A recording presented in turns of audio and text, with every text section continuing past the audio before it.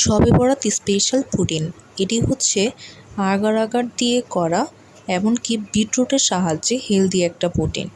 আর আমি এটার নাম দিয়েছি পুকি পুডিং। যাই হোক, এটার প্রসেসটা হচ্ছে প্রথমেই কিন্তু বিটরুটটাকে ভালো মতো ছেঁকে নিতে হবে। তারপর এর সাথে জেলেটিন পাউডার কিংবা আগার আগার পাউডার আপনাদের হাতের কাছে যেটাই আছে ওইটা মিশিয়ে নিতে হবে ঠান্ডা অবস্থায়। অবশ্যই ঠান্ডা অবস্থায় করতে হবে। এটি কিন্তু চুলায় দিলে খুব সহজেই গলে যায়, জমাট বেঁধে যায়।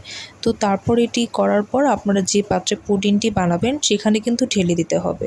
তারপর 15 মিনিট পরই এটি ঠিক হয়ে যাবে। আপনারা যে মোল্ডেই বানান না কেন অবশ্যই কিন্তু এই মিশ্রণটি ঢেলে তারপর অনবরত নাড়তে হবে যাতে জমে না যায়। তারপরে যখন লাড়তে লাড়তে জিনিসটা জমে যাবে, তারপর আপনারা যে পাত্রে পুডিংটি বানাবেন 6-7 ইঞ্চি মোল্ডে আমি মূলত বানিয়েছিলাম, যাতে এটি দেখতে খুব সুন্দর হয় আর ছোটও হয়, আহামরি বড়ও না, মানে সাইজটা যাতে ঠিক থাকে। তো তারপর কিন্তু জমে যাওয়ার পর আপনারা ফ্রিজে রেখে আপনাদের পছন্দ মতো পরিবেশন করতে পারেন। তো আমি 2 লেয়ারে করেছিলাম, পরেরটা পানির লেয়ারে করেছিলাম, আর প্রসেসটা কিন্তু সেমই থাকবে।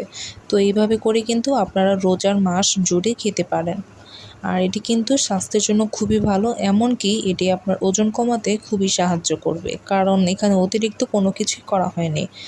প্রথমে যদিও খেতে যাদের বাজে লাগবে আপনারা কিন্তু চাইলে চিনিটা ব্যবহার করতে পারেন, তবে স্বাদটা কিন্তু খুবই ভালো।